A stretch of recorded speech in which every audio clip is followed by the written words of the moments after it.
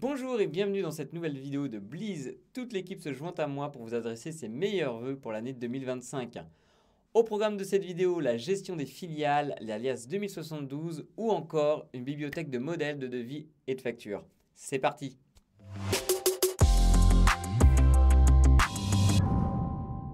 On commence avec une amélioration sur les écritures types et la reconnaissance de caractères. Avant cette amélioration, si l'écriture type d'un fournisseur comportait plusieurs comptes, alors le montant hors taxe ou TTC reconnu n'était pas affiché. Maintenant, il est affiché sur la première ligne.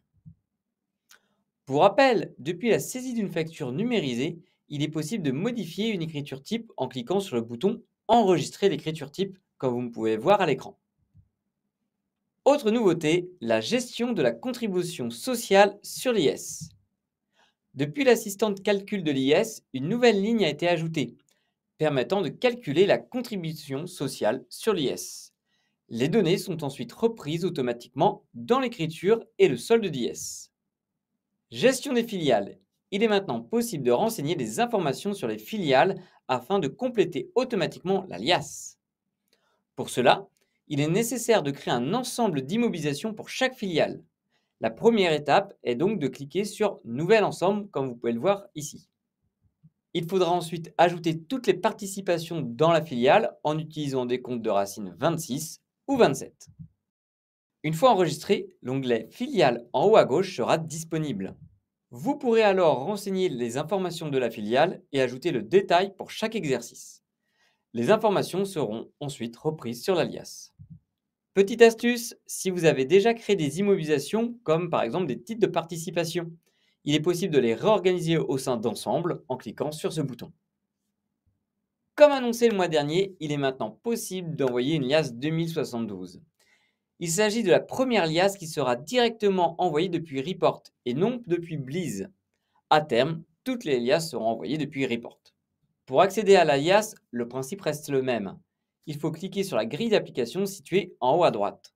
Si le régime fiscal de votre dossier est Société immobilière déposant des 2072, vous serez automatiquement redirigé vers Report.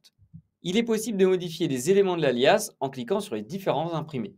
Les données comme les associés sont reprises de Bleez, il est toutefois possible de les modifier. Si une donnée a été modifiée, elle apparaît en jaune. Il est possible de récupérer de nouveau la donnée de Bleez en faisant un clic droit, puis recalculer, comme vous pouvez le voir ici. Pour envoyer l'alias, il faut se positionner sur la gestion d'édition et cliquer sur le bouton tout en haut « Envoi EDI ». Une fenêtre va alors s'ouvrir pour vous demander de valider les écritures. Plusieurs étapes vont alors s'enchaîner pour contrôler votre liasse. Comme pour Bleez, l'envoi de l'alias ne transite pas par un partenaire comme Je déclare. Bleez est directement connecté au service des impôts. Pour visualiser là où les déclarations envoyées, il suffit de cliquer de nouveau sur « Envoi EDI ». Vous pourrez retrouver les différents envois ainsi que leur statut. À partir de cette page, il est également possible d'envoyer une rectificative si besoin. Connecteur FEC. Cette nouvelle fonctionnalité va vous permettre d'automatiser l'import de fichiers FEC grâce à un envoi d'email. Par exemple, si votre client vous envoie régulièrement des écritures au format FEC à importer sur son dossier, il suffira qu'il envoie son fichier directement par email à l'adresse importfec@bleez.com pour que celui-ci soit automatiquement intégré à son dossier. Pour créer le connecteur, rendez-vous dans Administration, Dossier, Connecteur et cliquez sur Nouveau. Dans la liste des connecteurs disponibles, vous pourrez désormais voir ImportFec. Il faudra alors renseigner le nom de domaine autorisé pour envoyer des FEC. Par exemple, si l'adresse email du client est henri@dupont.fr, alors il faudra renseigner dupont.fr dans la partie nom de domaine. Cela permet de sécuriser les envois. On termine cette vidéo par la création d'une bibliothèque de modèles de devis, bons livraison et factures. Depuis l'administration des modèles d'impression, un nouveau bouton a été ajouté, Bibliothèque, en haut à droite. Il permet d'importer sur le dossier un modèle parmi la liste proposée. Cela permet de proposer à vos clients plusieurs modèles sans être obligé de le modifier avec OpenOffice. Nous allons prochainement alimenter ces bibliothèques avec d'autres modèles comme des quittances par exemple. Enfin, il est possible de définir un modèle comme étant par défaut en cliquant sur la petite étoile.